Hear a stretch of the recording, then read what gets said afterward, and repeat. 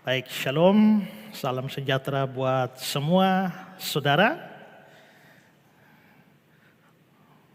Semua saudara yang mengikuti ibadah ini secara online dari mana saja, Tuhan memberkati kita semua.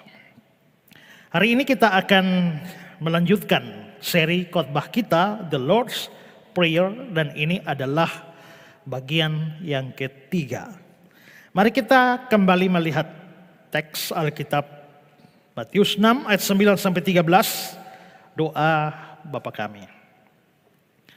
Karena itu berdoalah demikian, Bapa kami yang di surga, dikuduskanlah namamu, datanglah kerajaanmu, jadilah kehendakmu di bumi seperti di surga. Berikanlah kami hari ini makanan kami yang secukupnya, dan ampunilah kami akan kesalahan kami, seperti kami juga mengampuni orang yang bersalah kepada kami. Dan janganlah membawa kami ke dalam pencobaan, tetapi lepaskanlah kami daripada yang jahat. Karena Engkaulah yang empunya kerajaan dan kuasa dan kemuliaan sampai selama-lamanya. Amin. Nah, di dalam dua part sebelumnya, part 1 dan part 2, saya sudah membicarakan 4 poin penting. Yang pertama adalah kita membahas tempat di mana doa Bapa kami diajarkan. Yang kedua, kita belajar soal latar belakang diajarkannya doa Bapa kami. Yang ketiga, perbedaan doa Bapa kami versi Injil Matius dan versi Injil Lukas. Yang keempat, tujuan pemberian doa Bapa kami. Nah, pada bagian keempat, ketika membahas tujuan pemberian doa Bapa kami, sudah saya jelaskan bahwa doa Bapa kami ini diajarkan oleh Yesus tidak dengan maksud untuk diucapkan kata demi kata. Itu bukan berarti mengucapkan doa ini kata demi kata itu salah. Bukan. Tapi maksudnya adalah tujuannya lebih daripada sekedar itu. Karena apa? Karena kalau kita hanya berdasar pada kata-kata yang tercatat dalam doa Bapa kami ini, maka tidak semua pergumulan kita itu tercover di dalam doa itu. Mau berdoa untuk anak, tidak ada di dalam doa Bapa kami. Mau berdoa untuk bangsa dan negara, tidak ada. Mau berdoa untuk sakit penyakit, tidak ada. Ya, ada banyak hal yang tidak tercover di dalam doa Bapa kami. Jikalau kita berpikir bahwa semua doa kita hanya dapat terwakili dengan beberapa kalimat dalam doa Bapa kami. Tidak. Sekali lagi, tidak salah kalau kita mengucapkannya kata demi kata. Tapi sebenarnya tujuan utama dari pemberian doa Bapa kami ini adalah supaya doa Bapa kami menjadi rumus, menjadi pola, menjadi model, menjadi kerangka dari doa Kristen. Doa yang sesungguhnya. Nah, itulah sebabnya di dalam doa Bapa kami, seperti saya bilang, mengandung begitu banyak kebenaran. Bahkan di dalam hampir dalam setiap kata itu mengandung kebenaran. Makanya saya menyebut ada begitu banyak harta karun rohani di dalam doa Bapa kami itu. Dan itulah sebabnya kita perlu menggali harta karun ini untuk memperkaya kekristenan kita secara khusus dalam urusan doa. Nah, karena itu mulai bagian ketiga ini kita mulai menggali harta karun ini. Nah, maka ini menjadi bagian yang kelima dari poin-poin khotbah ini, yakni pada poin kelima ini saya bicara sekilas pandang terhadap doa Bapa kami. Apa yang saya maksudkan dengan sekilas pandang? Karena saya bilang tadi ya, bahwa ada harta karun rohani di dalam hampir setiap kata atau minimal frase dari doa Bapa kami ini. Kita akan mempelajarinya satu persatu sampai selesai. Tapi untuk kali ini kita hanya melihat sekilas semuanya, melihatnya secara global, secara umum. Bukan detail-detailnya. Nanti detail-detailnya, kata-katanya, frase-frasenya, kalimat-kalimatnya kita bahas pada kali yang akan datang. Tapi sekarang dengan sebuah pemandangan yang global, sebuah pemandangan yang umum terhadap doa Bapa kami. Dari sudut pandang seperti itu saja, sebenarnya kita bisa menemukan begitu banyak kebenaran tentang doa bagi kita. Karena itu, maka hari ini kita bicara sekilas pandang terhadap doa Bapa kami ini. Nah, saudara-saudara, kalau kita mengamati doa Bapa kami itu secara umum dari awal sampai akhir, maka kita akan mendapati beberapa hal penting di dalamnya.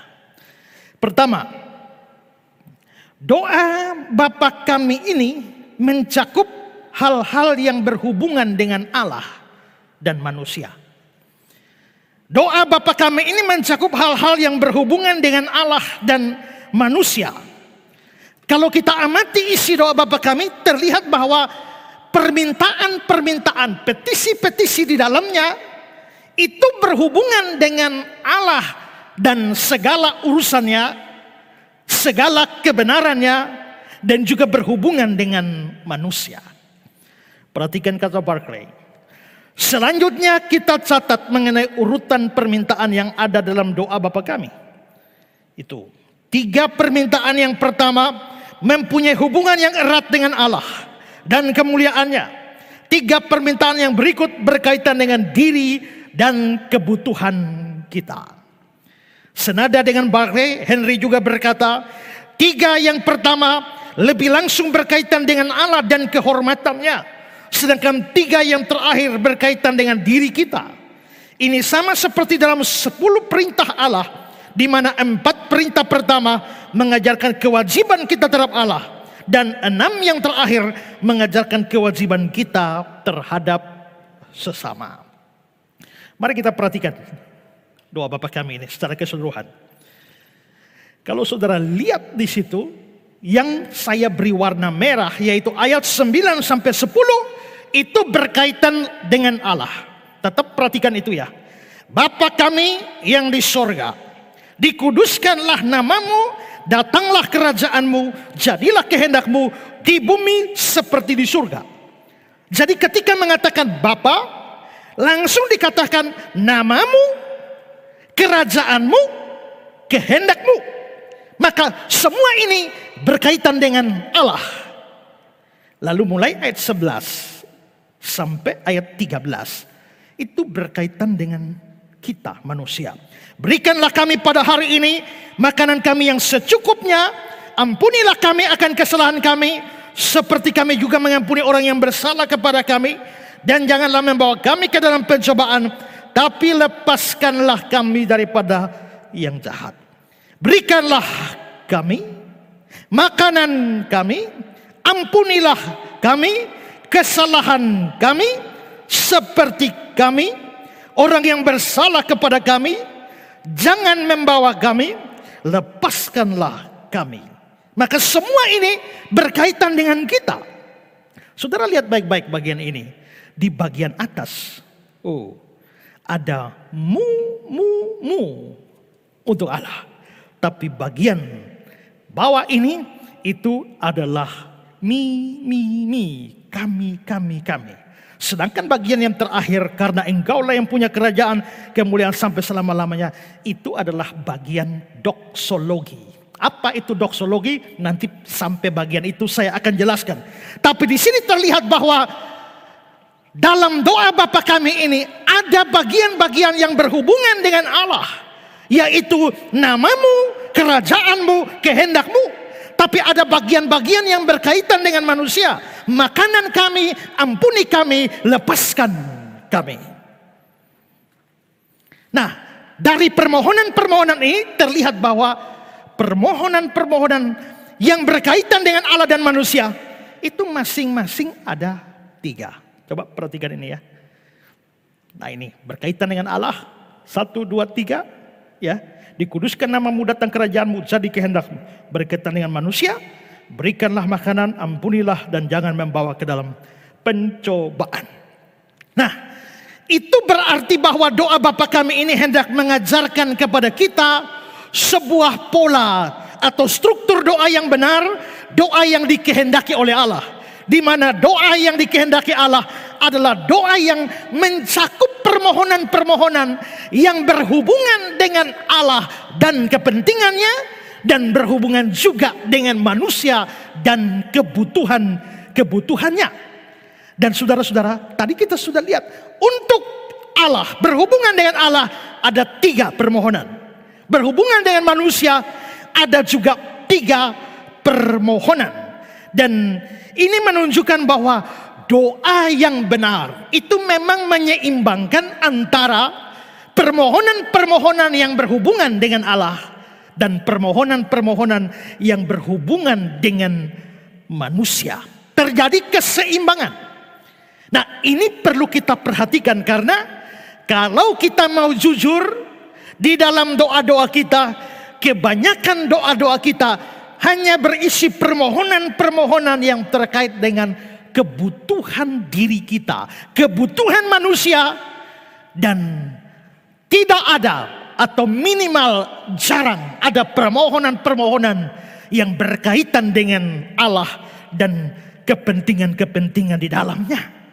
Kita mengisi doa-doa kita dengan kepentingan-kepentingan manusia, tapi tidak mengisinya dengan kepentingan-kepentingan yang berhubungan dengan Allah. Kita sering berdoa untuk masalah kesehatan dan kesembuhan kita dan keluarga kita, terutama pada masa pandemi seperti ini. Kita juga berdoa terkait dengan pekerjaan kita, baik untuk mendapatkan pekerjaan atau untuk bekerja dengan lebih baik. Kita berdoa untuk keuangan kita, supaya kita punya keuangan yang cukup membiayai segala kebutuhan kita. Bagi yang mau ikut ujian, berdoa supaya bisa lulus ujian. Yang jomblo, berdoa supaya dapat jodoh. Bagi yang susun skripsi, tesis, disertasi, berdoa supaya bisa menyusunnya dengan baik, selesai tepat pada waktunya. Bagi yang belum punya anak, berdoa supaya bisa punya anak. Yang sudah punya usaha, berdoa supaya bisa mengembangkan usahanya lebih maju lagi. Sebagai warga negara yang baik, kita berdoa supaya bangsa kita berjalan dengan baik. Pemimpin-pemimpin kita memimpin dengan bijaksana. Yang sedang bangun rumah, berdoa supaya bisa membangun rumah rampung pada waktunya. Yang pro Inggris, berdoa supaya sebentar nanti Inggris juara Euro 2021. Dan masih banyak lagi permohonan-permohonan kita, tapi semuanya itu hanya penuh dengan permohonan-permohonan yang berkaitan dengan kebutuhan manusia.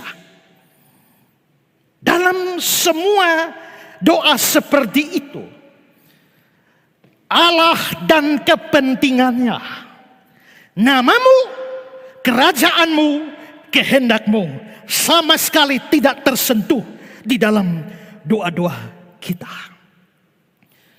Tidak salah kita membawa seluruh kebutuhan kita, tapi berapa banyak di antara kita yang juga berdoa bagi kepentingan kerajaan Allah? Berapa banyak di antara kita yang berdoa supaya Injil makin tersebar dengan luas? Berdoa dengan sungguh-sungguh itu. Berapa banyak yang berdoa supaya firman Tuhan ditegakkan di dalam gereja-gereja, supaya tidak memberitakan ajaran-ajaran sesat. Berapa banyak yang berdoa supaya orang-orang berdosa bisa kembali kepada Allah. Berapa banyak yang berdoa supaya berbagai macam pekerjaan pelayanan mencapai hasil yang baik. Berapa banyak yang berdoa supaya anak-anak muda menyerahkan diri menjadi hamba Tuhan, menjadi pendeta, menjadi penginjil. Berapa banyak orang yang berdoa supaya makin banyak orang memuliakan Tuhan dan takut akan Tuhan.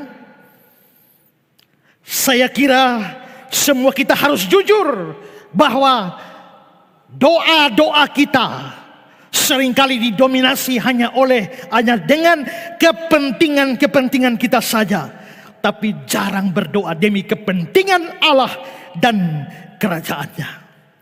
Tetapi doa Bapa kami yang Yesus ajarkan ini mengajarkan kita supaya kita menjadikan Allah dan kepentingan-kepentingannya, namanya, kerajaannya, kehendaknya, itu menjadi hal yang juga kita doakan seimbang dengan permohonan-permohonan yang berkaitan dengan kepentingan kita.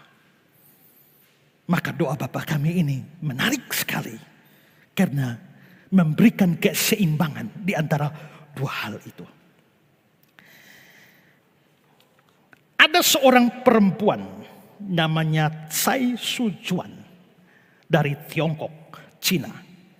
Dia lahir di Nanjing, Cina, anak ke-18 dari 24 bersaudara. Itu 2/11 sepak bola itu ya. Dan saudara-saudara, tapi dia hidup di dalam kemewahan. Kenapa? Karena bapaknya, ayahnya itu adalah wakil gubernur provinsi Jiangsu pada saat itu. Nah, dia hidup dalam kemewahan. Tetapi dia adalah seorang yang serius. Dan karenanya mereka adalah keluarga Buddha. Dan dia memutuskan untuk menjadi seorang biarawati Buddha. Tapi satu hal yang menarik adalah dia sangat tertarik dengan bahasa Inggris. Dia ingin belajar bahasa Inggris, berbicara bahasa Inggris dan berkomunikasi dengan banyak orang dengan bahasa Inggris. Dan di wilayah dia pada waktu itu untuk bisa belajar bahasa Inggris dengan baik itu bisa langsung di sekolah-sekolah, tapi sekolahnya sekolah Kristen. Karena sekolah Kristen di sana itu diajar oleh misionaris. Dan salah satu sekolah itu dipimpin atau kepala sekolahnya namanya Mary Lehman. Dan Mary Lehman ini adalah seorang misionaris. Banyak misionaris atau orang-orang dari Amerika mengajar di sana. Karena itu murid-murid sekolah Kristen itu berkesempatan belajar bahasa Inggris, dilatih, dimentoring dalam bahasa Inggris. Maka Sujuan juga masuk ke situ dan dia belajar di situ. Dan pada waktu dia masuk, dia tahu ini sekolah Kristen. Tetapi dia sudah bertekad dia akan menulikan telinganya, bikin telinganya tuli terhadap segala yang berkaitan dengan Kristen. Dia masuk ke sana hanya semata-mata demi bahasa Inggris. Lalu saudara, satu kali ada semacam acara KKR. Dan pembicaranya adalah seorang misionaris dari Amerika. Maka Sujuan pun hadir di sana bukan untuk mendengar khotbah itu, tapi hanya untuk mendengar, melatih telinganya di dalam memahami omongan orang bule ini. Maka dia hadir di sana. Dan saudara, rupanya misionaris itu berkhotbah tentang Yesus Kristus terang dunia. Pada waktu khotbah Yesus Kristus terang dunia, entah bagaimana Sujuan tidak bisa menulikan telinganya sambil belajar bahasa Inggris. Rupanya berita Injil Yesus Kristus terang dunia menembusi hatinya. Dia berkata semacam ada satu terang dunia menembusi jiwanya. Dan pada hari itu ketika ditantang untuk menerima Yesus Kristus, Sujuan pun menerima Yesus Kristus sebagai Tuhan dan Juru Selamat. Dia menjadi seorang Kristen. Tapi pada waktu dia kembali ke rumah dan ketika diketahui dia Kristen, dia diejek, dihina oleh keluarganya. Dan bahkan keluarganya mengeluarkan dia dari sekolah Kristen itu. Tapi dia tidak putus asa. Dia terus berdoa. Dan dia merasa bahwa karena terang Kristus sudah masuk dalam hatinya, dia bertekad untuk keluarganya juga harus menerima terang itu. Maka dia beritakan Injil dalam setiap kesempatan, beritakan Injil kepada keluarganya. Dan saudara-saudara, pada akhirnya 55 anggota keluarganya semuanya jadi Kristen. Di antara 55 anggota keluarga yang jadi Kristen, salah satu yang paling gigih di dalam pelayanan menyertainya adalah ibu kandungnya sendiri. Maka Sujuan bersama dengan ibu kandungnya dan juga mantan kepala sekolah dari sekolah Kristen itu, Mary Lehman, mereka membentuk sebuah pelayanan untuk kaum wanita di daerah Nanjing, Cina. Mereka bekerja untuk pekerjaan pelayanan dengan semangat, dengan sukacita, berbagi kabar baik untuk banyak orang. Tapi pada tahun 1930, Sujuan terjangkit sebuah penyakit. Penyakit semacam penyakit malaria yang aneh. Dan dalam penyakit malaria yang aneh itu membuat dia terbaring di tempat tidur. Tapi itu membuat dia sangat sensitif terhadap cahaya dan kebisingan. Dia tidak bisa berada dalam suasana yang terang dan ada suara-suara. Tidak bisa. Itu akan mempengaruhi seluruh tubuhnya. Dan sakitnya bukan main. Dan karena itu maka dia tidak boleh ada di tempat terang. Dan tidak boleh ada di tempat ribut-ribut. Akibatnya apa? Akibatnya dia harus terbaring lemah di tempat tidurnya. Tapi dia dikurung di dalam suatu kamar yang gelap. Dan dijauhkan dari segala macam suara. Dan saudara-saudara, di dalam keadaan seperti itu, dia tidak bisa lagi menyertai ibunya dan kepala sekolahnya Mary Lehman untuk bisa beritakan Injil. Tapi apakah dia putus asa? Tidak. Yang cukup bagi dia, yang tidak menyakitkan, itu hanya satu batang lilin dalam jarak yang cukup jauh. Hanya itu yang bisa. Dan di antara kegelapan itu dengan remang-remang lilin semacam itu, dari sisi tempat tidurnya, dia mulai menulis tentang Yesus Kristus. Dia boleh menulis untuk memanggil orang-orang berdosa untuk datang menerima Yesus Kristus. Dan semua tulisannya itu dipublikasikan oleh mamanya dan juga kepala sekolah Mary Lehman. Dan saudara, begitu banyak orang datang kepada Kristus dan menerima Kristus secara pribadi dari apa yang ditulis oleh Sujuan ini. Dan saudara-saudara, ketika Perang Dunia Kedua, mereka sempat menderita di bawah, masuk ke kamp konsentrasi dari tentara Jepang. Tapi setelah Perang Dunia Kedua selesai, Mary Lehman mulai sakit-sakitan. Kesehatannya memburuk dan memaksa dia kembali ke Amerika. Lalu akhirnya Mary Lehman pun membawa Sujuan ke Amerika. Dan tinggal di keluarga Lehman di Pennsylvania. Tapi tetap di dalam kamar yang gelap itu. Dan masih seperti semula. Dari kamar yang gelap itu dia terus menuliskan tentang Injil. Memanggil semua orang berdosa datang kepada Tuhan. Dan banyak orang bertobat terima Yesus dari tulisan-tulisannya. Dan dia melakukan Sujuan berada dan melayani dari kamar gelap itu selama 51 tahun. Sampai akhirnya dia menghembuskan napas terakhir di kamar gelap itu 25 Agustus 1984. Karena pelayanannya selama 51 tahun memenangkan begitu banyak orang bagi Kristus hanya dari kamar yang gelap itu, maka Sujuan akhirnya digelari Queen of the Dark Chambers, Ratu Kamar Gelap. Dan buku autobiografinya dengan judul yang sama sudah diterbitkan ke dalam 30 bahasa. Ini adalah buku Ratu Kamar Gelap. Lihat gambar ini. Itu adalah Sujuan. Nah, di dalam kamar gelap itu juga dia menulis begitu banyak renungan. Dan renungan-renungan ini juga sudah diterbitkan dalam bahasa Indonesia, karya suci Ratu Kamar Gelap. Apa yang mau saya katakan di sini? Satu hal yang menarik, rupanya Sujuan bukan hanya menulis publikasi Injil, Tapi satu pelayanan yang terkenal dari Sujuan itu adalah doa.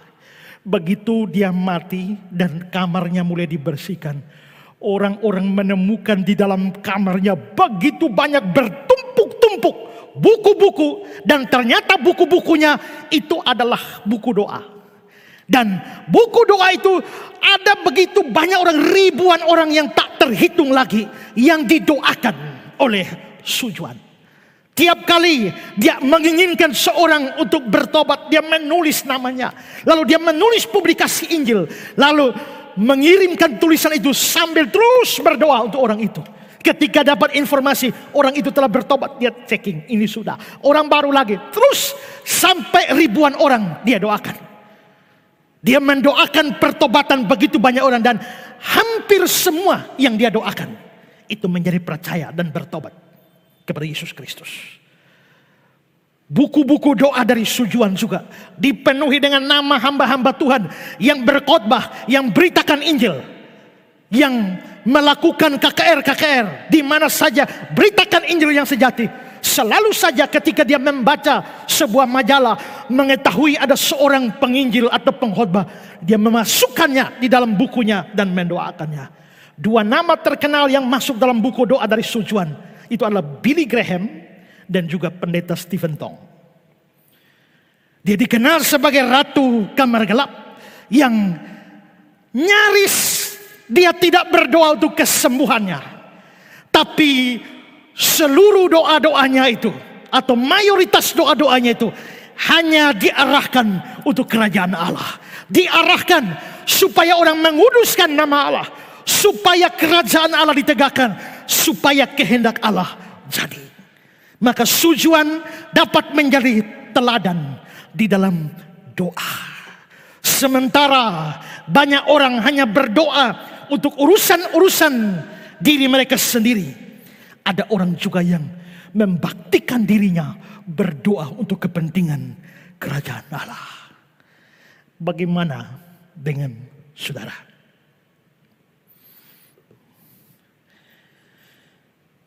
Hal menarik lain lagi adalah sekalipun ada doa untuk berhubungan dengan Allah, ada doa yang berhubungan dengan manusia, dua-duanya hadir dalam doa Bapa Kami.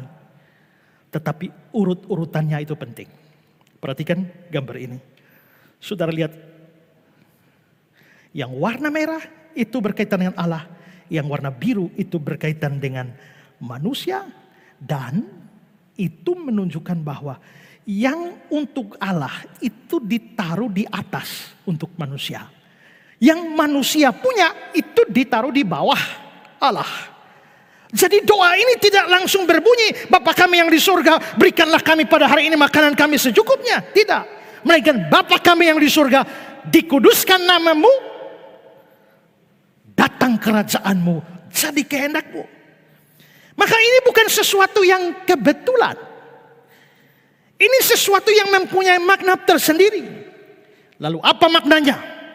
Pertama-tama, ini mau mengajarkan kepada kita bahwa Allah dan kerajaannya harus didahulukan, diutamakan dari kebutuhan-kebutuhan kita. Perhatikan komentar Henry. 3 yang pertama lebih langsung berkaitan dengan Allah dan kehormatannya. Sedangkan 3 yang terakhir berkaitan dengan diri kita. Cara berdoa yang diajarkan Kristus ini mengajar kita untuk terlebih dahulu mencari kerajaan Allah dan kebenarannya. Barulah sesudah itu kita boleh berharap bahwa semua yang lain akan ditambahkan. Ingat nats pembimbing kita tadi, Matius 6 ayat 33. Carilah dahulu kerajaan Allah dan kebenarannya, maka semuanya itu ditambahkan padamu. Berarti doa Bapa kami ini bukan hanya sekedar doa, tetapi juga sebuah pelajaran rohani bagi kita bahwa kerajaan Allah dan kebenarannya harus menjadi prioritas hidup kita. Dan bukan kebutuhan-kebutuhan kita yang menjadi prioritasnya. Kita tidak mengabaikan kebutuhan-kebutuhan manusia kita, karena kita masih hidup di dalam dunia. Tapi bagaimanapun kebutuhan-kebutuhan kita, Itu sudah tercover di dalam doa Bapa kami ini. Tapi yang menjadi persoalan adalah masalah prioritas. Dan doa Bapa kami ini mengajarkan pada kita bahwa kerajaan Allah dan kebenarannya harus menjadi prioritas dalam hidup kita. Banyak orang sekalipun Kristen ternyata tidak memprioritaskan kerajaan Allah dan kebenarannya. Yang menjadi prioritas dalam hidup mereka adalah kebutuhan-kebutuhan mereka saja. Yang menjadi prioritas mereka hanyalah berkat-berkat Allah saja, dan bukan Allah sendiri yang jadi prioritasnya. Pikirkan bagaimana prioritas di dalam hidupmu.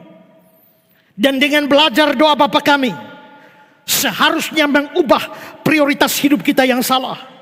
Menempatkan Allah dan kerajaannya di tempat yang pertama dan yang utama. Dan selanjutnya barulah segala kebutuhan dan kepentingan kita sebagai manusia. Barclay bilang begini, selanjutnya kita catat mengenai urutan permintaan yang ada dalam doa Bapa kami itu.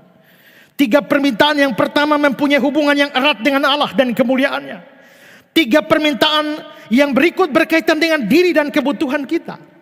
Hal itu berarti bahwa Allah harus diberi tempat yang utama. Dan hanya sesudah itu kita dapat menyebutkan diri, keperluan, kebutuhan, dan keinginan kita. Hanya kalau Allah telah diberi tempat yang benar saja, maka semuanya pun akan mendapatkan tempatnya yang benar. Jadi urut-urutan di mana Allah dan kepentingannya nomor 1, baru kebutuhan manusia nomor 2. Pertama menunjukkan bahwa Allah harus diprioritaskan dalam seluruh hidup kita, termasuk juga dalam doa-doa kita. Tapi saudara, selanjutnya ini bisa mempunyai manfaat untuk menjaga agar permohonan-permohonan yang berkaitan dengan kebutuhan kita pada akhirnya tidak menyimpang dari kehendak Tuhan. Nah, saudara, lihat ini ya. Bapa kami di surga, dikuduskan namamu, datang kerajaanmu, jadilah kehendakmu. Baru masuk, berikanlah kami ini. Permintaan manusia sebelum itu diminta sudah ada, jadilah kehendakmu. Kenapa itu harus di atas? Supaya pada waktu kita minta kebutuhan kita tidak melawan kehendak Allah yang sudah didoakan di atas. Maka urut-urutan ini itu untuk menjadi pagar bagi doa kita. Pagar bagi permohonan-permohonan kita yang berkaitan dengan kebutuhan kita. Supaya permohonan-permohonan untuk kebutuhan kita tidak melawan kehendak Allah. Perhatikan kata-kata Packer. Doa ini mengingatkan bahwa kita meminta pemenuhan kebutuhan diri sendiri sebagai alat untuk kemuliaan Bapa kita. Dan tidak dalam semangat untuk berusaha menyelewengkan kehendak Allah kepada kehendak kita. Karena permohonan sebelumnya, dikuduskanlah namamu, maka saya boleh minta apapun yang menjadi kebutuhan saya. Tapi permohonan itu tidak boleh melanggar kekudusan nama Tuhan atau mempermalukan Tuhan. Karena permohonan sebelumnya adalah datanglah kerajaanmu, maka saya boleh minta apa saja yang menjadi kebutuhan saya pada Tuhan. Tapi permohonan itu tidak boleh berlawanan dengan ketetapan-ketetapan kerajaan Allah. Karena permohonan sebelumnya adalah jadilah kehendakmu di bumi seperti di surga, maka saya boleh minta apapun yang menjadi kebutuhan saya kepada Tuhan. Tapi saya tidak boleh memaksa Tuhan untuk mengikuti kehendak saya. Sebaliknya saya berusaha untuk mengikuti kehendak Tuhan. Ada banyak orang yang tidak menyadari hal ini. Sehingga pada akhirnya permohonan-permohonan mereka justru melawan kehendak Tuhan. Tuhan, pokoknya kirim jodoh dalam ini tahun. Kalau tidak kirim dalam ini tahun, sudah, saya tidak akan melayani Tuhan lagi. Dia minta kebutuhannya, minta jodoh. Tapi ternyata dia mengancam Tuhan di baliknya. Dan itu melawan kehendak Tuhan. Seorang yang pernah saya kenal, dia dari Islam masuk Kristen. Lalu dia sering KKR kesembuhan ilahi. Lalu dalam acara bersama saya, waktu orang sakit sudah banyak datang, dia berdoa, Tuhan, hari ini ada begitu banyak orang sakit sudah di depan saya. Saya minta buta melihat, tuli mendengar, lumpuh berjalan, sakit apa saja sembuh. Kalau Tuhan tidak sembuhkan, saya akan kembali masuk Islam. Kenapa begitu? Kita bisa lihat ada begitu banyak doa yang sebenarnya melawan kehendak Allah. Menyimpangkan kehendak Allah kepada kehendak diri sendiri. Maka pendeta Rapra bilang itu bukan doa Bapa kami, tapi itu doa Bapa kamu. Jadi urut-urutan doa ini mengajarkan kepada kita, seperti kata Barclay, doa tidak boleh merupakan usaha untuk membelokkan kehendak Allah agar sesuai kehendak kita. Doa haruslah selalu menjadi usaha untuk menyerahkan kehendak dan keinginan kita kepada kehendak dan keinginan Allah. Dulu saya pernah bercerita bahwa di malam yang gelap gulita di lautan,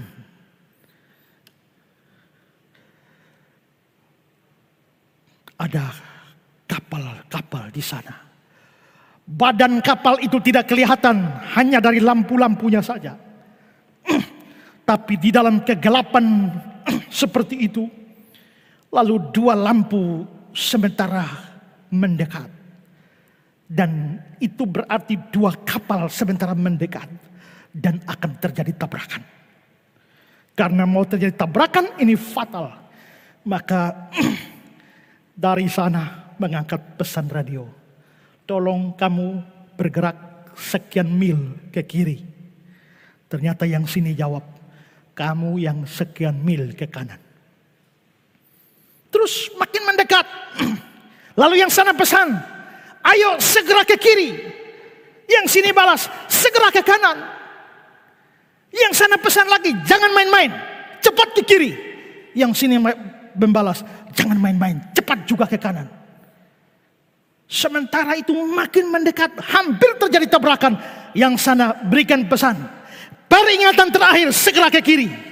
Yang sini balas, peringatan terakhir, segera ke kanan. Nyaris terjadi tabrakan. Yang sana kasih pesan yang serius, segera ke kiri. Ini kapal perang. Lalu yang sini balas, segera ke kanan. Ini mercusuar. Ternyata bukan kapal, tapi mercusuar. Sekarang saudara bisa melihat, ada kapal, ada mercusuar, hampir tabrakan. Siapa yang harus geser? Mercusuar kah yang harus geser? Tidak, kapal itu yang harus geser. Mercusuar itu sebagai simbol dari kehendak Allah. Dan kehendak manusia itu disimbolkan dengan kapal. Maka bukan kehendak Allah yang harus digeser demi kehendak manusia, tapi kehendak manusia lah yang harus disesuaikan dengan kehendak Allah. Berapa banyak kita doa minta ini, minta itu, minta ini, minta itu, tapi menabrak kehendak Allah. Karena apa? Karena kita lupa bahwa dalam doa Bapa kami, sebelum disuruh minta kebutuhan kita, di atas sudah didahulukan dengan nama, menguduskan nama Allah, kerajaan Allah, kehendak Allah. Jikalau tiga di atas ini sudah menjadi prioritas, maka kita tahu kemana arahnya permohonan kita. Selanjutnya, urut-urutan itu juga bisa mengajarkan kepada kita bahwa kemuliaan Allah harus dihasilkan dari setiap doa kita. Kita berdoa, berikanlah kami pada hari ini makanan kami yang secukupnya. Dan apabila kita diberi makanan secukupnya oleh Bapa di surga, maka kita itu harus membuat kita memuliakannya dan bukan memuliakan diri sebagai mampu mencari makan sendiri. Kita berdoa, ampunilah kami akan kesalahan kami, seperti kami juga mengampuni orang bersalah kepada kami. Dan apabila kita sudah diampuni dan sudah mengampuni orang lain, maka kita bersyukur kepada Allah karena pengampunan yang kita terima dan kemampuan mengampuni itu bukan dari kekuatan diri sendiri, tapi karena pekerjaan Allah. Kita berdoa, janganlah membawa kami ke dalam pencobaan, lepaskanlah kami daripada yang jahat. Dan apabila kita sudah dilepaskan daripada yang jahat, kita memuliakan Allah dan bukan memuliakan diri sendiri, seolah-olah kitalah yang menyebabkan kita bisa lepas dari kejahatan. Jadi saudara, penempatan hal-hal yang berhubungan dengan Allah di atas atau sebelum hal-hal yang berhubungan dengan manusia, kebutuhan manusia, sebenarnya untuk mengantisipasi dan menjaga agar doa-doa kita pada akhirnya semua bermuara kepada kemuliaan Tuhan. 1 Korintus 10 ayat 31. Jika engkau makan, jika engkau minum, atau jika engkau melakukan sesuatu yang lain, termasuk berdoa, lakukanlah semuanya itu untuk kemuliaan Tuhan. Luar biasa doa Bapa kami. Waktu saya pelajari semacam ini, saya terus terang, saya kagum sekali dengan Tuhan Yesus. Bagaimana dia mengajar doa yang begitu syarat makna. Inilah harta karun rohani bagi anak-anak Allah. Itu pertama. Sekarang yang kedua.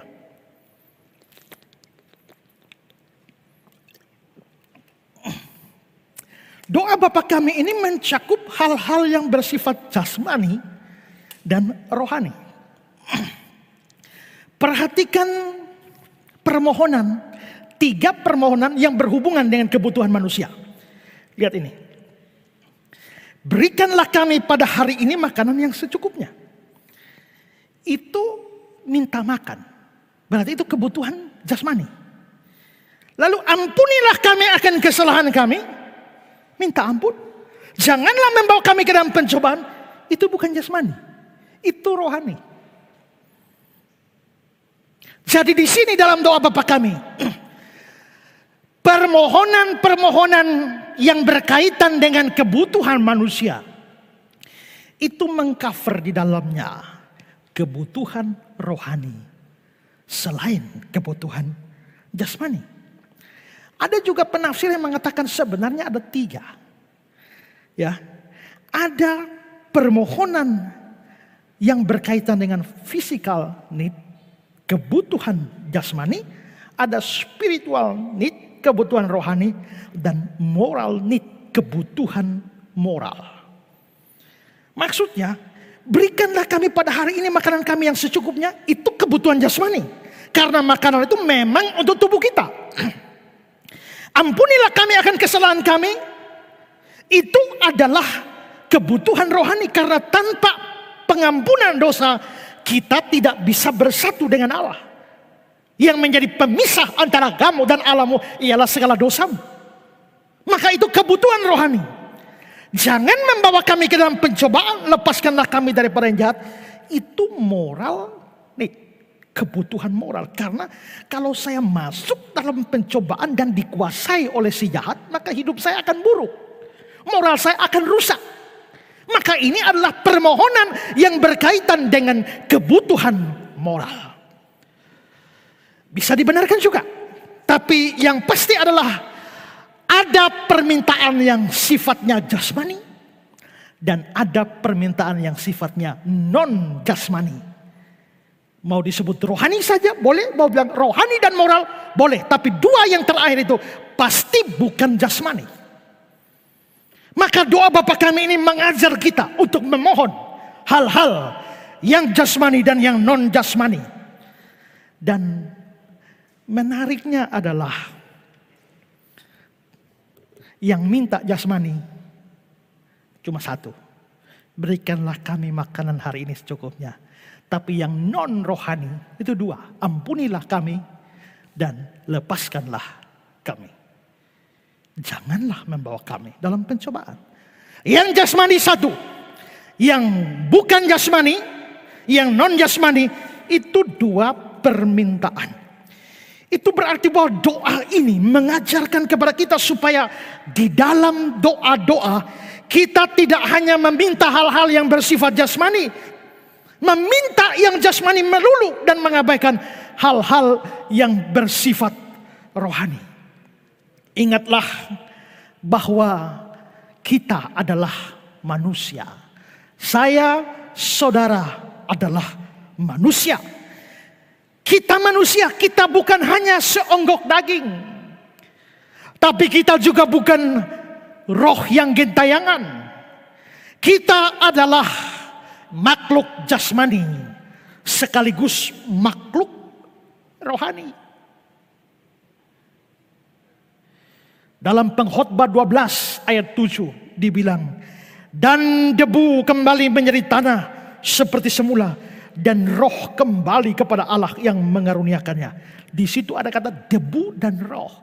Debu itu jelas jasmani, sedangkan roh itu jelas rohani. Matius 26 ayat 41. Berjaga-jagalah dan berdoalah supaya jangan jatuh ke dalam pencobaan. Roh memang penurut, tetapi daging lemah. Daging itu tubuh, ada roh. Berarti ada dua unsur jasmani rohani.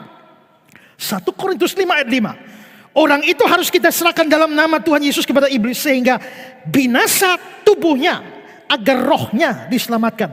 Ada tubuhnya, ada rohnya. Berarti jasmani rohani. Dan yang jasmani rohani ini muncul secara eksplisit dalam 2 Korintus 7 ayat 1. Marilah kita menyucikan diri kita dari semua pencemaran jasmani dan rohani. Berarti kita itu adalah perpaduan jasmani dan rohani. Makanya saya bilang tadi, kita bukan hanya seonggok daging atau roh yang gentayangan. Kita memiliki daging, tetapi ada roh di dalam diri kita yang membuat kita hidup. Kita beda dengan binatang.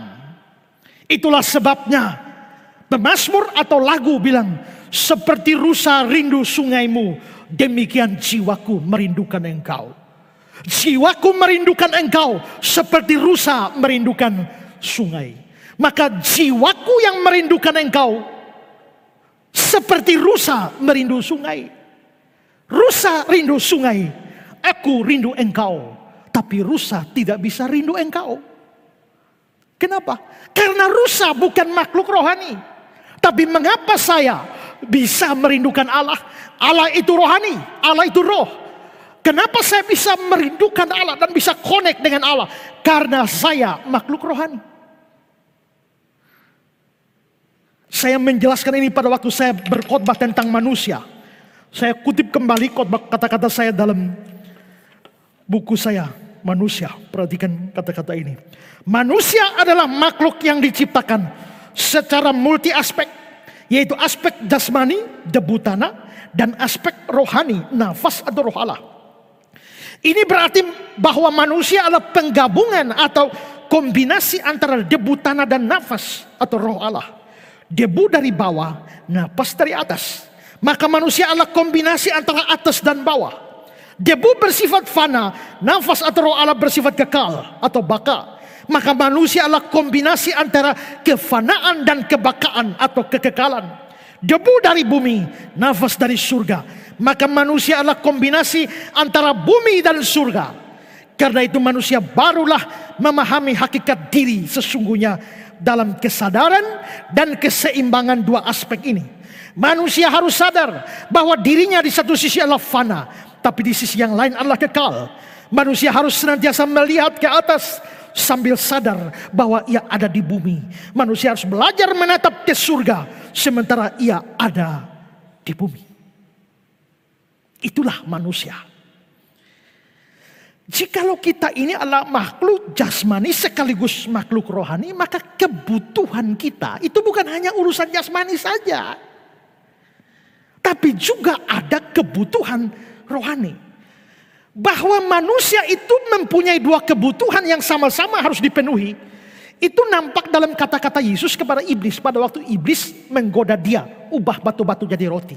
Dia bilang apa dalam Matius 4 ayat 4? Manusia hidup bukan dari roti saja, tapi dari setiap firman yang keluar dari mulut Allah. Manusia hidup bukan dari roti saja, berarti roti juga. Dan roti itu kebutuhan jasmani. Tapi dari setiap firman yang keluar dari mulut Allah, firman itu kebutuhan rohani. Maka kita itu makhluk jasmani rohani butuh kedua-duanya. Tapi seringkali kita tidak menyadari ini. Ada orang yang menaruh minat terlalu besar kepada hal-hal jasmani. Dan lupa bahwa dia juga adalah makhluk rohani. Dia kumpulkan harta sebanyak-banyaknya, bekerja segiat-giatnya untuk semua yang sifatnya jasmani. Tapi yang rohani, harta jasmani melimpah, harta rohani sama sekali tidak punya. Seorang pengusaha yang mengundang pendeta naik ke lantai 5 rumahnya dan menunjuk pendeta, lihat di sana semua perkebunan itu punya saya. Pendeta lihat ke sana, itu ada perumahan, itu punya saya. Pendeta lihat ke sana, itu ada semua armada bis, itu punya saya. Pendeta lihat ke sana, kilang minyak semua punya saya. Lalu pendeta bilang, Pak, di sana Bapak punya, di sana Bapak punya, di sana Bapak punya, di sana Bapak punya. Terus yang di sana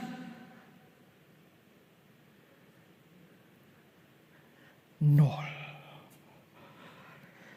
Ada banyak orang seperti itu, peduli pada kebutuhan jasmani, tapi tidak pada kebutuhan rohani. Tapi ada juga, sekalipun tidak banyak, ada orang yang menaruh minat sedemikian rupa kepada masalah-masalah yang rohani, lupa juga bahwa dia adalah makhluk jasmani. Sekte-sekte kiamat biasanya pikir Tuhan Yesus sudah mau datang. Jadi kita kumpul saja menyanyi-nyanyi puji Tuhan saja. Tidak bekerja lagi. Maka beberapa tahun yang lalu ada banyak orang pergi ke Bandung. Jual sawah, jual kebun, jual segala macam. Pergi ke Bandung. Tunggu Tuhan Yesus datang. Beberapa sekte yang lain mengatakan Tuhan hampir datang. Karena itu hai suami, ceraikanlah istrimu. Hai istri, ceraikanlah suamimu. Hai anak-anak, siswa, mahasiswa, berhenti sekolah, berhenti kuliah. Tunggu Tuhan Yesus datang saja. Tiap hari hanya praise and worship. Tapi lupa bahwa mereka juga makhluk jasmani yang harus terus bisa menjalani hidup mereka di bumi ini dengan segala kebutuhannya. Ada ketimpangan pemenuhan kebutuhan jasmani, kesadaran kebutuhan jasmani dan rohani. Itulah sebabnya dalam doa Bapa kami, Yesus mengajarkan supaya permintaan kita kepada Allah harus mencakup baik yang jasmani maupun yang rohani. Tapi mengingat kecenderungan kebanyakan manusia lebih suka yang jasmani daripada rohani, maka doa ini menempatkan minta jasmani cuma satu, yaitu makan hari ini. Tapi minta yang rohani atau yang non jasmani ada dua. Ampunilah kami akan kesalahan kami, janganlah membawa kami ke dalam pencobaan. Coba saudara renungkan semua doa saudara. Apakah dalam doa-doa saudara itu tercakup di dalamnya doa untuk memohon hal-hal yang sifatnya rohani atau tidak? Atau hanya dipenuhi dengan yang jasmani-jasmani saja? Banyak kita memadatkan doa-doa kita dari awal sampai akhir dengan yang jasmani. Minta kesehatan, minta umur panjang, minta kenaikan gaji, minta lulus ujian, minta bisnis maju, minta rumah baru, minta sepeda motor, minta mobil, minta kesempatan libur, minta dapat jodoh, minta supaya dapat anak, minta supaya dapat menantu, supaya bisa pendidikan di luar negeri dan lain sebagainya. Jasmani semua.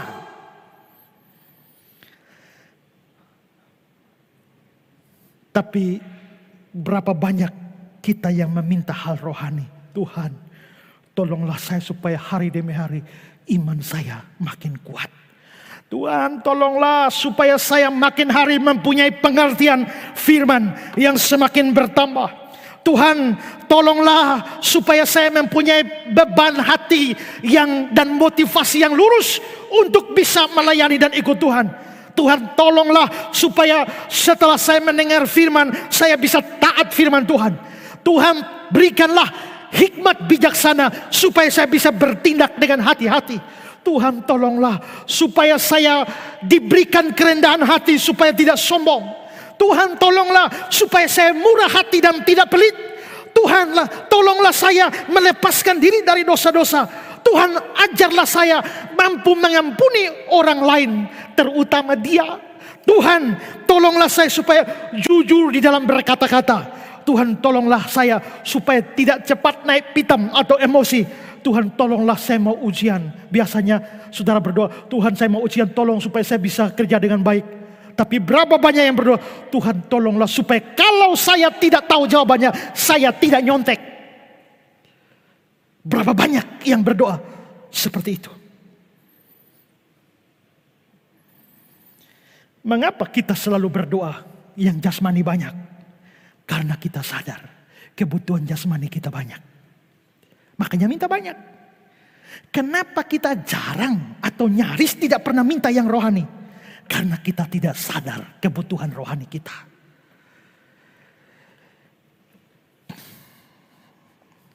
Ada kata-kata yang bagus dari Henry van der Kam. Dia bilang begini. Kebutuhan rohani manusia tidak mudah dikenali seperti kebutuhan jasmani akan makanan. Kalau kebutuhan jasmani itu gampang dikenali. Begitu ulu hati pedis, kita tahu segera butuh makan. Tapi yang rohani ini jarang, sukar kelihatan. Ya, kebutuhan rohani manusia mudah dikenali. Makanan, pakaian, begitu baju mulai tidak pas atau baju mulai usang, saya langsung sadar saya butuh baju baru. Tempat tinggal, begitu sadar bahwa rumah mulai reot, saya sadar saya butuh rumah baru. Atau saya butuh tempat kontrak baru. Begitu. Cepat sadar yang jasmani. Tapi yang rohani. Ya. Namun siapa yang dapat menyangkal bahwa manusia juga memiliki kebutuhan rohani? Banyak orang berpikir bahwa secara rohani semua baik-baik saja. Sementara mereka benar-benar binasa. Yesus sering mengutip contoh orang Farisi untuk memperjelas hal ini kepada kita. Mereka berpikir bahwa semuanya baik-baik saja pada saat mereka berjalan di tepi jurang. Coba, begitu uang menipis di akhir bulan, kalut bukan? Kalut, segera berdoa. Ya kan, jasmani. Begitu kondisi keuangan atau kesehatan atau apapun memburuk, segera doa. Tapi berapa banyak yang menyadari kondisi rohani mulai memburuk dan karenanya perlu berdoa? Sangat sedikit. Banyak kita hidup tanpa menyadari betapa secara rohani kita sudah benar-benar fatal dan sekarat. Banyak tidak menyadari bahwa mereka mempunyai pengertian firman yang terlalu parah sehingga mudah disesatkan. Banyak yang tidak menyadari bahwa mereka memiliki hati yang sombong dan angkuh. Banyak tidak menyadari bahwa mereka adalah orang yang terlalu pelit dan tidak peka dengan kebutuhan sesama di sekitarnya. Banyak yang tidak menyadari bahwa mereka sudah menjadi orang yang terlalu cinta uang. Banyak yang tidak menyadari bahwa iman mereka begitu rapuh. Banyak yang tidak menyadari bahwa hidup mereka hanya untuk diri sendiri dan bukan untuk sesama dan Tuhan. Banyak yang tidak menyadari bahwa terlalu banyak dusta keluar dari mulutnya setiap hari. Banyak yang tidak menyadari bahwa sikap dan perilakunya telah menjadi batu sandungan bagi banyak orang. Banyak yang tidak menyadari bahwa perbuatan mereka telah menyakiti banyak orang. Banyak hal rohani tidak kita sadari. Dan itu menunjukkan bahwa kita sebenarnya fatal secara rohani. Sekarat secara rohani. Tapi tidak disadari. Karena tidak sadar itulah makanya tidak berdoa. Tapi begitu uang habis, di rekening menipis, langsung berdoa. Begitu flu datang, langsung berdoa. Begitu penciuman sudah tidak berfungsi, langsung berdoa. Begitu tes COVID positif, doa satu Indonesia. Begitu sesak napas, langsung berdoa. Tapi begitu sesak napas rohani, berapa banyak orang yang berdoa? Seandainya kita semua menyadari keadaan rohani kita, kebutuhan rohani kita, maka niscaya kita pasti membawa di dalam doa-doa kita kebutuhan rohani kita. Tapi kenapa tidak berdoa hal rohani? Karena tidak sadar kondisi rohani. Semua kondisi ini, kondisi rohani yang buruk, akan lebih parah kalau di tempat-tempat di mana orang harusnya mendapatkan kebutuhan rohaninya atau rohaninya dibangun, mereka tidak mendapatkannya di sana. Apa maksud saya?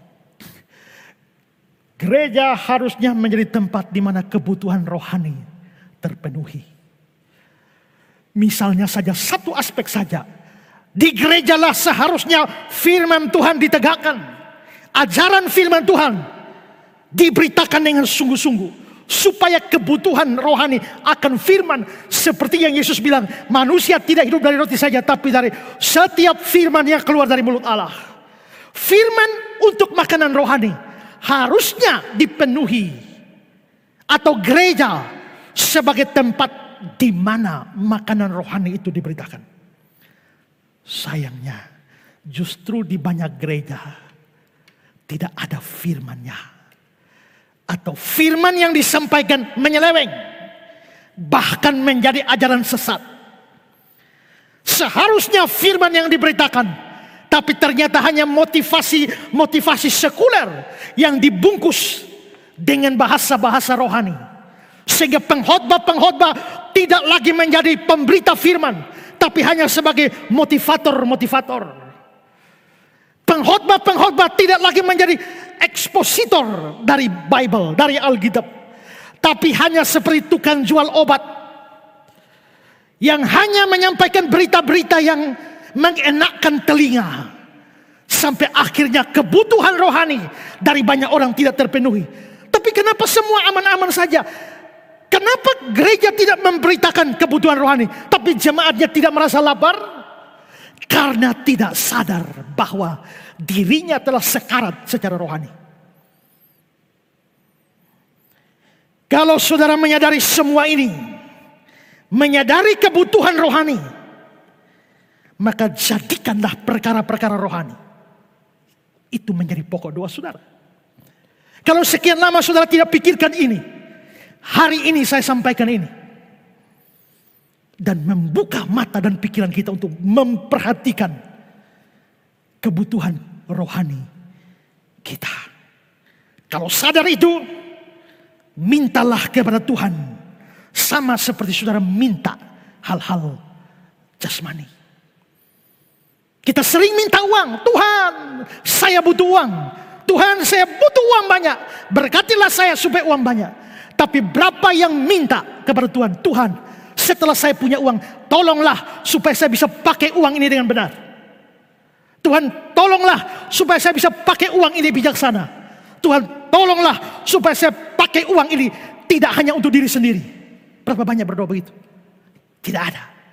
Kebanyakan hanya berdoa minta uang, tapi tidak minta hikmat dalam pakai uang. Saya ingat pendeta Raprap berkata, kalau saudara mau pergi ke kantor dari rumah, saudara berdoa, Tuhan jaga lindungi hamba-Mu supaya tiba di kantor dengan selamat. Lalu saudara tiba di kantor, saudara terima kasih Tuhan karena sudah menjaga hamba-Mu dari rumah sampai kantor dengan selamat. Apa yang dia maksudkan dengan selamat? Selamat secara jasmani. Karena tidak nabrak, tidak terjadi tabrakan, tidak jatuh motor di jalan. Tapi dia tidak mengcover di dalamnya persoalan keselamatan rohani. Karena bisa jadi dia tidak celaka dari rumah sampai kantor, tidak celaka jasmani, tapi bisa jadi dari rumah sampai ke kantor dia mengalami kecelakaan rohani berkali-kali. Contohnya, lagi bawa motor mau ke kantor, tiba-tiba lewat satu gang ada satu orang mau masuk. Tidak lihat, hampir tabrakan. Babi ini berarti celaka rohani satu kali. Ya kan? Begitu jalan ada yang mau maju, emosi lagi. Celaka rohani 2 kali. Orang bisa celaka rohani berkali-kali dari rumah sampai kantor.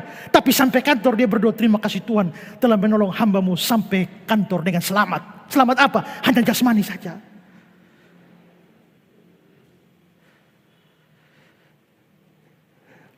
Perhatikan kata-kata Henry van der Kamp lagi. Kebutuhan rohani manusia sangat besar. Ini adalah kebutuhan yang harus dia rasakan. Dan yang hanya dapat dipenuhi oleh Tuhan yang kepadanya dia berdoa. Kebutuhan rohani merupakan kebutuhan yang sangat mendesak. Di banyak tempat kehidupan rohani tidak lagi dipelihara di tempat di mana seharusnya itu diberikan. Banyak gereja telah meninggalkan kitab suci dan memberi batu dan bukan roti kepada jemaatnya. Ingat, Bapak manakah yang kalau anaknya minta roti dia kasih batu? Tidak, Bapak yang baik pasti kasih roti. Tapi gereja sekarang banyak yang kasih batu dan bukan roti. Tempat di mana seharusnya kerohanian bertumbuh tidak terpenuhi di sana. Masalahnya adalah banyak orang menyukai batu-batu itu. Hasilnya adalah kelaparan dan kematian rohani. Menyedihkan sekali. Hal ini doa untuk kesadaran kebutuhan rohani dan mendoakannya. Itu bukan hanya harus berlaku bagi pribadi kita, tapi juga harus berlaku di dalam kehidupan bergereja kita. Gereja harus berdoa, tapi gereja tidak hanya berdoa untuk kebutuhan-kebutuhan yang sifatnya fisik. Gereja tidak boleh hanya berdoa untuk pembangunan gedung gereja. Tidak hanya berdoa untuk perlengkapan fasilitas ibadah. Tidak hanya berdoa untuk penambahan jumlah persembahan dan lain-lain. Gereja harus juga berdoa untuk hal-hal rohani. Berapa banyak gereja berdoa supaya jemaatnya dan semua anggota gereja gigih dan berani dalam beritakan Injil. Berapa banyak gereja yang berdoa untuk kemampuan mereka menangkal ajaran sesat. Berapa banyak gereja berdoa supaya anggota-anggota jemaatnya punya pengertian firman Tuhan yang baik dan benar. Berapa banyak yang berdoa supaya pengetahuan firman dapat diimplementasikan dalam hidup hari-hari. Berapa banyak yang berdoa untuk kesatuan hati dari seluruh jemaat, majelis, hamba Tuhan dan lembaga-lembaga terkait. Berapa banyak yang berdoa supaya semua yang melayani dengan motivasi yang lurus, bukan cari pujian, bukan cari duit.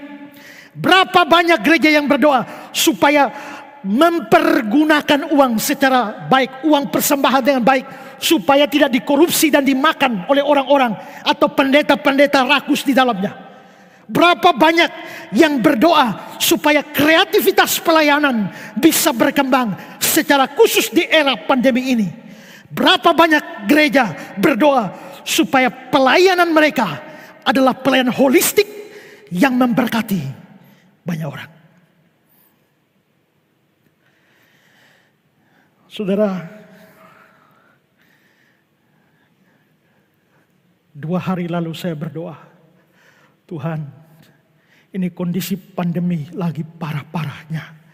Banyak korban berjatuhan, entah yang sakit dan mati. Apa yang mesti gereja ini buat?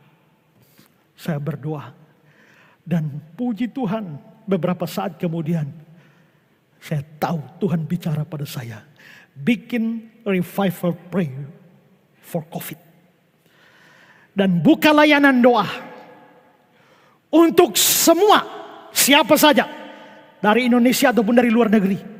Kita siapkan 1 nomor dan siapkan tim doa. Saya kira ada 13 orang kalau saya dapat data terakhir. 13 orang yang siap berdoa untuk siapa saja yang kena COVID. Nanti sebentar akan diberikan nomornya supaya saudara yang sedang kena COVID atau keluarga, suami, istri, anak yang sedang dirawat karena COVID, saudara boleh mendaftarkan nama di sana dan saudara akan didoakan tiap hari. Ada hamba Tuhan yang langsung telepon saudara dari hari ke hari berdoa sampai selesai Entah selesainya itu sembuh atau meninggal. Kita tidak tahu, karena itu kedaulatan Tuhan.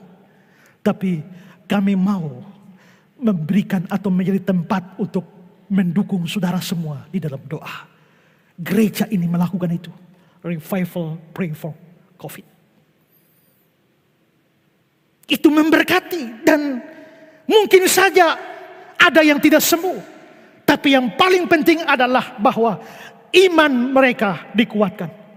Atau minimal, atau lebih utama lagi adalah mereka diyakinkan untuk keselamatan jiwanya ketika Injil diberitakan. Gereja harus mendoakan hal-hal rohani. Hanya dengan itu kebangunan rohani bisa terjadi. Hanya dengan itu revival bisa terjadi. Henry van der Kamp. Gereja Kristus harus dibangkitkan kembali. Ini hanya akan terjadi ketika manusia kembali menyadari kebutuhan rohani mereka yang dalam. Dan tidak akan puas dengan apapun kecuali firman Tuhan yang sejati. Hanya dengan cara ini reformasi akan terjadi.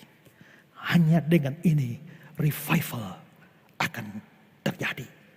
Yesus mengajar doa Bapa kami sedemikian rupa, supaya anak-anak Allah berdoa secara seimbang untuk hal-hal yang jasmani dan juga yang rohani.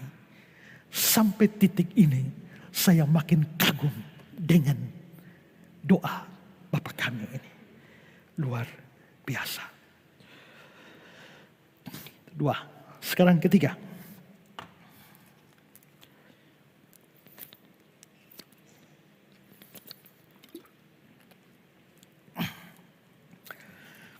Doa Bapa kami ini mengarahkan kita kepada Allah Tritunggal. Doa Bapa kami ini diawali dengan kata-kata Bapa kami yang di sorga. Dari situ kita tahu bahwa doa itu ditujukan kepada Bapa. Dan Bapa itu adalah pribadi pertama dari Allah Tritunggal. Ini menimbulkan kesan bahwa doa itu tidak ditujukan kepada pribadi kedua sang anak Yesus Kristus. Dan juga tidak ditujukan kepada pribadi ketiga yaitu Roh Kudus. Sekilas memang begitu. Karena eksplisit dikatakan Bapa kami yang di surga.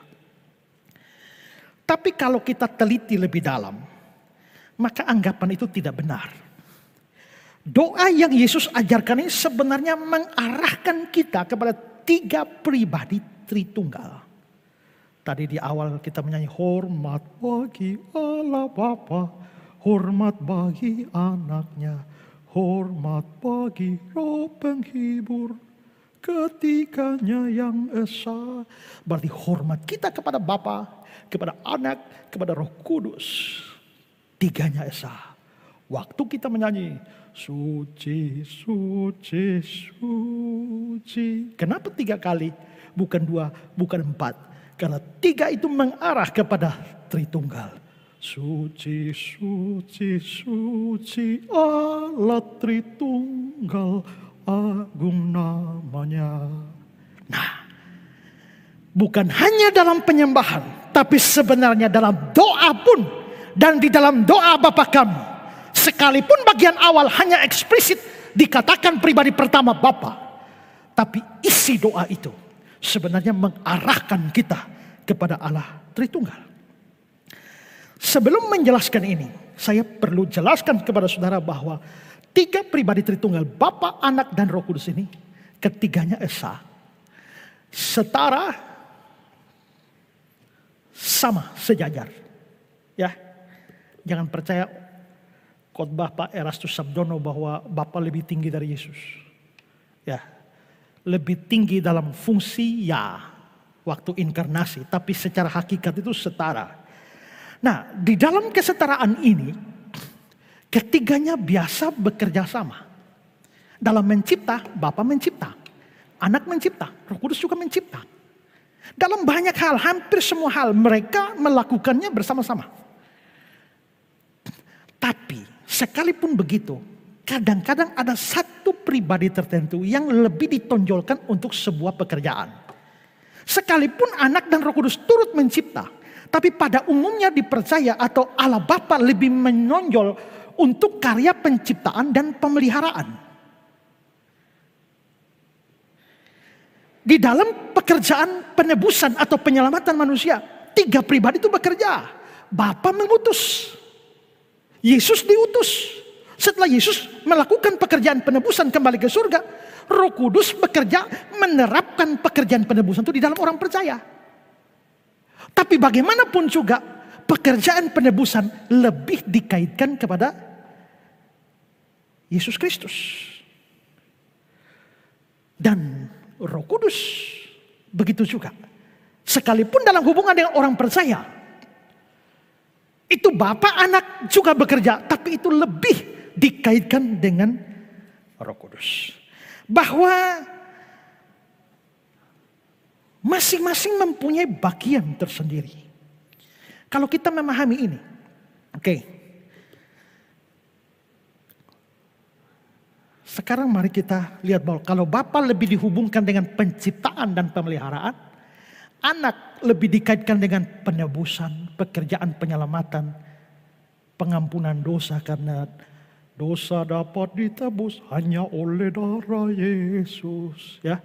Dan hidup rohani kita itu dihubungkan dengan Roh Kudus. Kalau sudah paham ini, sekarang kita lihat permintaan doa Bapa kami. Yang pertama, untuk kebutuhan kita, berikanlah kami makanan hari ini yang secukupnya. Minta makan. Permohonan untuk makan ini biasanya berhubungan dengan Allah Bapa yang menciptakan alam ini, yang memelihara alam ini, memberi makan kepada makhluk ciptaan. Perhatikan Mazmur 136 ayat 25. Dia yang memberikan roti kepada segala makhluk. Mazmur 145 ayat 15-16. Mata sekalian orang menantikan engkau, dan engkau pun memberikan mereka makan pada waktunya. Engkau membuka tanganmu dan berkenan mengenyangkan segala yang hidup. Itu lebih menyolok karya Bapa. Jadi pada waktu orang berdoa, berikanlah kami makanan hari ini yang secukupnya, itu diarahkan kepada pribadi pertama Tritunggal, yaitu Bapa. Permohonan kedua, ampunilah kami akan kesalahan kami. Pengampunan dari dosa itu berkaitan dengan pribadi kedua, yaitu Sang Anak Yesus Kristus. Perhatikan Kisah 10 ayat 43. Bahwa barang siapa percaya kepadanya, kepada Yesus, dia akan mendapatkan pengampunan dosa oleh karena namanya. Efesus 1 ayat 3. Sebab di dalam dia, oleh darahnya, darah Yesus, kita beroleh penebusan, yaitu pengampunan dosa. Berarti pengampunan dosa berhubungan dengan Yesus. Pada waktu saya berdoa, ampunilah kami akan kesalahan kami, itu arahnya ke Yesus. Waktu saya berdoa, janganlah membawa ke dalam pencobaan, maka Roh Kudus biasanya dihubungkan dengan urusan pencobaan. Ingat, waktu Yesus selesai dibaptis, apa yang terjadi? Matius 4 ayat 1. Maka Yesus dibawa oleh Roh ke dalam padang gurun, untuk dicobai oleh iblis. Jadi Yesusnya dicobai, tapi dibawa oleh Roh. Roh itu Roh Kudus. Ini tidak bertentangan dengan jangan membawa kami ke dalam pencobaan. Nanti pada bagian itu saya akan jelaskan maknanya. Tapi yang pasti urusan pencobaan itu ada kaitan dengan Roh Kudus. Karena Roh Kuduslah yang bawa Yesus masuk ke dalam pencobaan di padang gurun. Dan itu berarti bahwa Roh Kudus juga bisa atas kehendak kedaulatannya menuntun kita masuk ke dalam pencobaan-pencobaan. Tapi setelah masuk dalam pencobaan, seringkali kita masuk dalam pencobaan, lalu kita menjadi jatuh dalam pencobaan, dan kita menjadi hidup secara tidak benar. Kita hidup dalam kedagingan. Bagaimana mengatasi hal itu? Di sini peran Roh Kudus. Roma 8 ayat 13. Sebab jika kamu hidup menurut daging, kamu akan mati. Tapi jika oleh Roh kamu mematikan perbuatan-perbuatan tubuhmu, kamu akan hidup. Galatia 5. Maksudku ialah hidup oleh Roh, maka kamu tidak akan menuruti keinginan daging. 25. Jika kita hidup oleh Roh, baiklah kita hidup kita juga dipimpin Roh. Berarti di dalam urusan pencobaan, menang atas pencobaan, itu berkaitan dengan Roh Kudus. Maka waktu saya berdoa, janganlah membawa kami ke dalam pencobaan, tapi lepaskanlah kami daripada yang jahat. Itu arahnya ke Tritunggal. Minta makan Bapa, minta pengampunan Yesus Kristus, minta kelepasan dari pencobaan, dari yang jahat, itu Roh Kudus. Maka dapat dikatakan bahwa dalam 3 permohonan soal kebutuhan manusia, doa Bapa kami ini mengarahkan atau menghadapkan anak-anak Allah dengan Tritunggal yang kudus.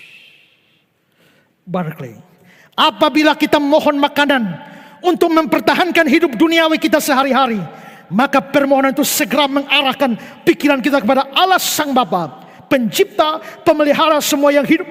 Apabila kita memohon pengampunan, maka permohonan itu segera mengarahkan kita kepada Allah Sang Putra, Yesus Kristus, Juru Selamat dan Penebus kita.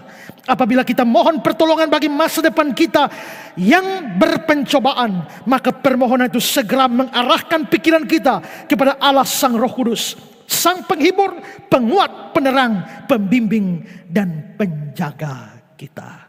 Praise the Lord untuk doa yang luar biasa. Maka orang yang berdoa dengan pola doa Bapa kami sebenarnya sedang berhadap-hadapan dengan Allah Tritunggal. Amazing. Kaya sekali doa ini. Keempat, terakhir. Doa Bapa kami ini mencakup semua dimensi yang dimiliki manusia. Doa Bapa kami ini mencakup semua dimensi yang dimiliki manusia. Manusia adalah makhluk yang dicipta di dalam waktu. Allah itu tidak di dalam waktu. Allah itu di atas waktu. Allah lah yang menciptakan waktu. Tapi manusia dicipta di dalam waktu. Waktu itu apa? Seorang filsuf mengatakan, kalau kamu tidak tanya waktu itu apa, saya tahu apa itu waktu. Tapi begitu kamu tanya apa itu waktu, saya langsung tidak tahu apa itu waktu. Ya.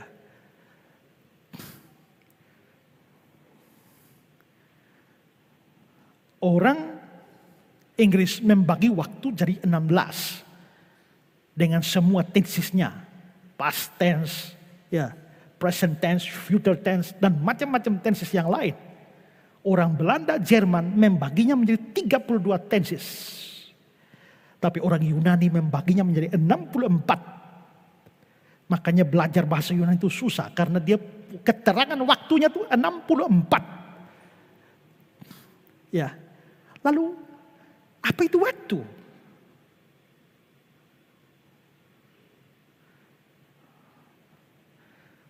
Ada filsuf bilang waktu terus berlangsung dan kita tidak pernah ada pada waktu yang sama. Kamu tidak pernah menginjak sungai yang sama 2 kali. Karena air ini kamu tak. Waktu kamu menginjak 2 kali, yang tadi kamu injak itu sudah di sana. Kita adalah makhluk yang dicipta dalam waktu. Tuhan di atas waktu. Karena kita di dalam waktu, maka kita mengenal yang namanya hari ini, kemarin, dan besok. Dulu, sekarang, dan selamanya. Dulu, sekarang, dan nanti. Itu waktu. Tapi karena Tuhan tidak di dalam waktu, maka Tuhan tidak kenal besok. Tuhan tidak kenal kemarin. Bagi Tuhan, semua sekarang. Bagi Tuhan itu semua present. Tidak ada past, tidak ada future bagi Tuhan. Tapi kita tidak. Karena kita di dalam waktu, maka kita punya past, kita punya present, dan kita punya future. Maka kalau opa-opa mulai duduk dan bercerita, dulu waktu opa masih muda terlalu ganteng. Itu namanya opa berbicara tentang past. Tapi kalau seorang anak berkata, kalau aku besar nanti, dia bicara future. Tapi kita juga bisa bicara yang sekarang. Waktu saya lihat foto-foto saya mulai dari dulu sampai sekarang. Saya lihat semua. Banding yang dulu sekarang, saya bilang, yang sekarang tinggal puing-puing kehancuran. Walaupun dulu, Kak Sonya bilang, kakak dulu ganteng sekali. Ya itu masa lalu, sekarang puing-puing kehancuran. Berarti saya ada di dalam keduluan, kekinian, dan kenantian. Saya punya kemarin, punya hari ini, punya besok. Semua kita punya. Kenapa? Karena kita ada di dalam waktu. Lalu terus hubungannya ini dengan doa Bapa kami itu apa? Sekarang mari perhatikan permohonan ini. Ayat 11 sampai 13. Berikanlah kami pada hari ini makanan kami yang secukupnya. Berikanlah kami pada hari ini. Itu masa sekarang. Saya butuh makan sekarang. Saya minta makanan hari ini. Saya tidak minta makanan untuk hari kemarin, karena sudah lewat. Saya tidak minta makanan untuk hari besok, karena belum sampai waktunya. Yang saya butuh makanan hari ini. Oke, berarti permohonan pertama itu untuk hari ini. Permohonan kedua, ampunilah kami akan kesalahan kami. Saya minta ampun. Minta ampunnya kapan? Minta ampunnya sekarang.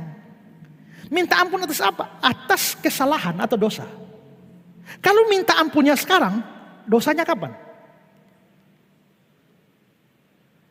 Dosa harus sudah dilakukan sebelum permohonan ampun kan? Dari sisi waktu. Maka kalau saya minta ampun sekarang, maka dosanya harus sudah lewat. Maka dosanya itu terjadi sebelum sekarang. Dan sebelum sekarang itu tadi. Atau kemarin. Atau dulu. Atau untuk sesuatu yang sudah lewat. Maka mohon ampun itu untuk yang problem yang masa lalu. Minta makan untuk problem yang sekarang. Tapi permohonan ketiga, janganlah membawa kami ke dalam pencobaan. Jangan bawa saya. Sudah dibawa atau belum? Bapak, jangan bawa saya ke rumah sakit. Berarti kan belum di rumah sakit. Masih di rumah. Jangan bawa saya ke Amerika. Berarti sekarang bukan di Amerika. Janganlah membawa saya ke pencobaan, berarti saya belum masuk pencobaan.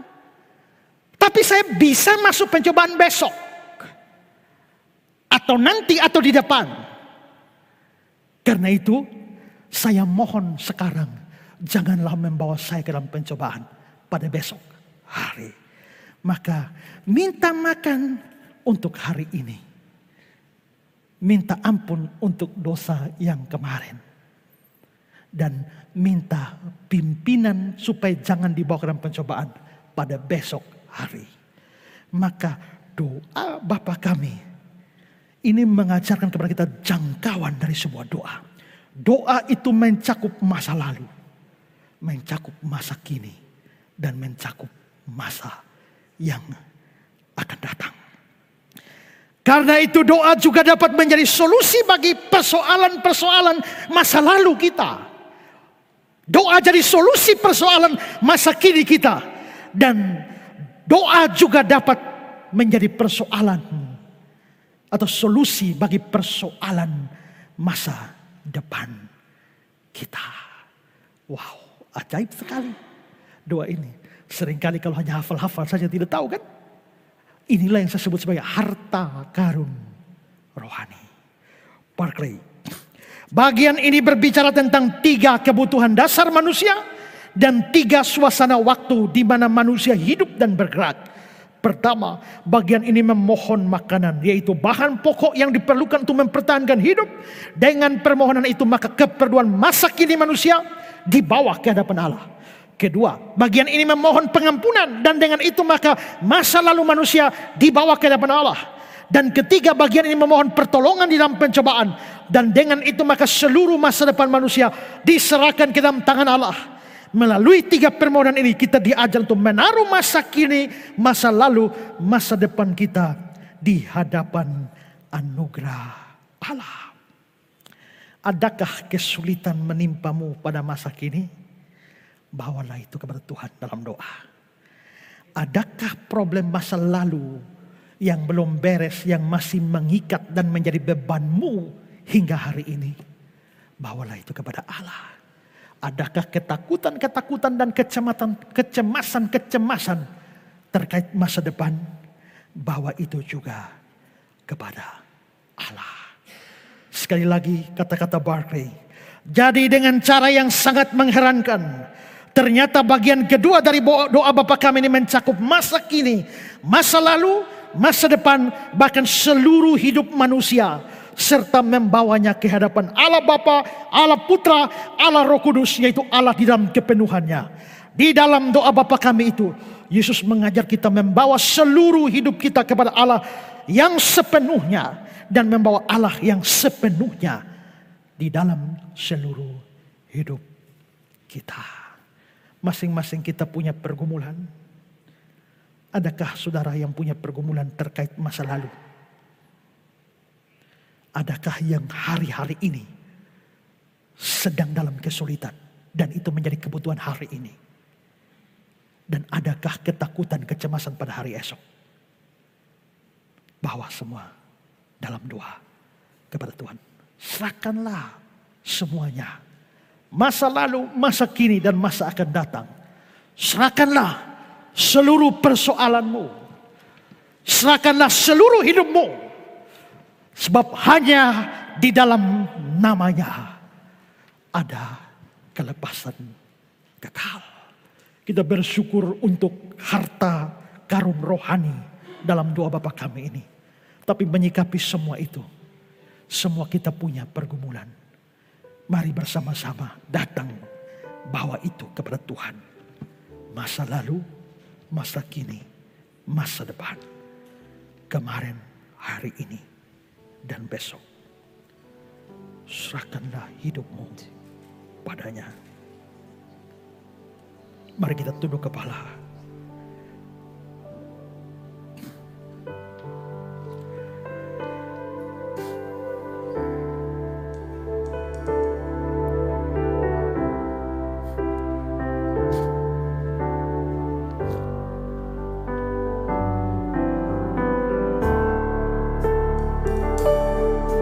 Serahkanlah hidupmu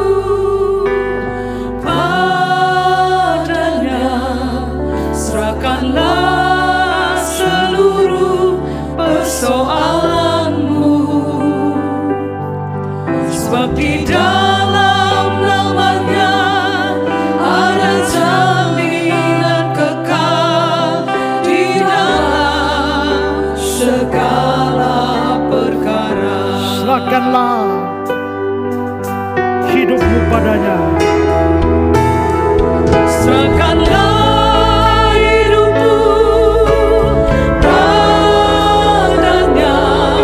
Serahkanlah seluruh persoalanmu. Sebab di dalam namanya, sebab di dalam namanya ada jaminan kekal di dalam segala perkara. berseru Berseru pada Yesus, berserah pada Yesus. Percayalah Dia sanggup menolong.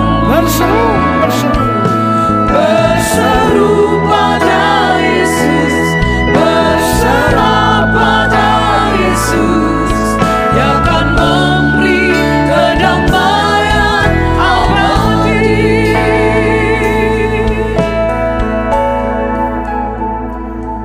Saudara semua, mari kita bawa, masing-masing membawa pergumulannya. Entah itu masa lalu, masa kini, atau masa akan datang. Bagi semua saudara yang sedang menderita karena COVID, ini masalah hari ini, datang bawa juga kepada Tuhan, berseru kepadanya. Sementara saudara semua berdoa, singer akan menyanyikan lagu ini. Semua bawa pergumulannya kepada Tuhan. Serahkanlah hidupmu. Serahkanlah hidupmu padanya, serahkanlah seluruh persoalanmu. Sebab di dalam namanya ada jaminan kekal di dalam segala. Sekali lagi, serahkanlah hidupmu padanya. Serahkanlah hidupmu padanya, serahkanlah seluruh persoalanmu.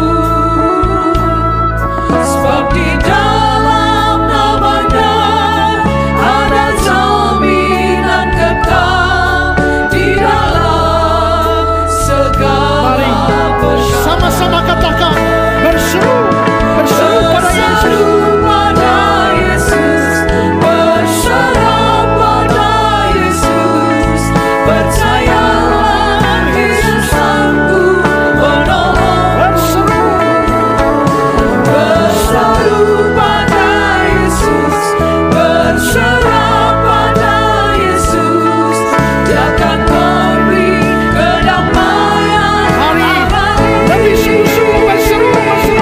Berseru pada Yesus, Amin. berserah pada Yesus, percayalah Yesus sanggup menolongmu. Berseru pada Yesus, berserah pada Yesus, Dia akan memberi kedamaian abadi.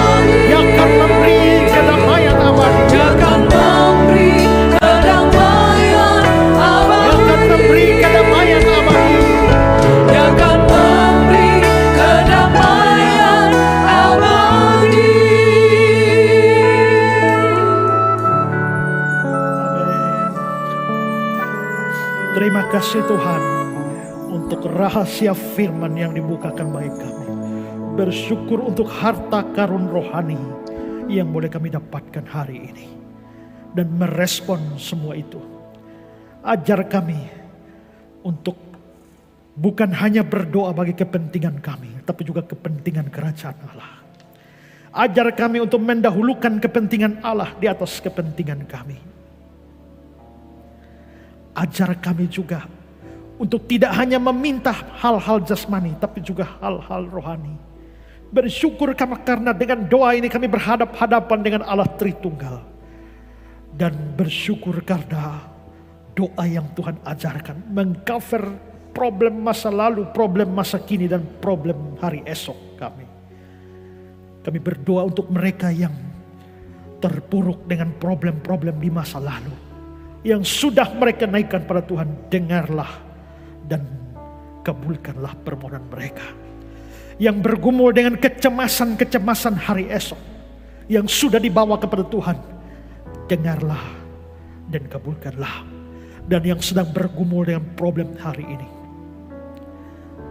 secara khusus kami berdoa untuk semua saudara kami yang sedang bergumul hari ini dengan COVID yang melanda mereka. Ada begitu banyak jemaat simpatisan revival yang juga terbaring lemah karena sakit. Doa kami hari ini juga untuk mereka.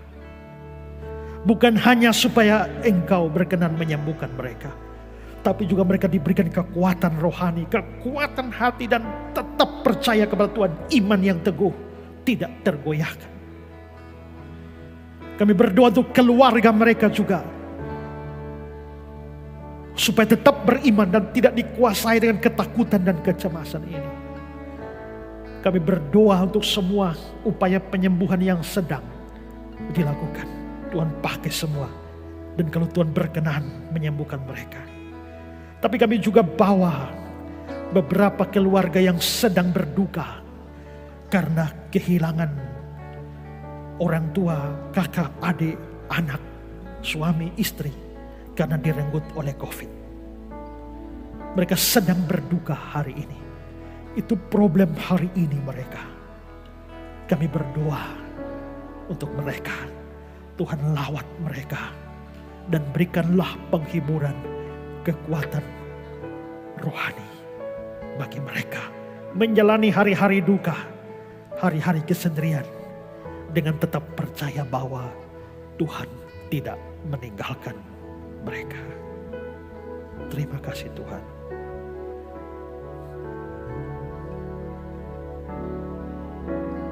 Berseru pada Yesus, Berserah pada Yesus, percayalah Yesus sanggup menolong.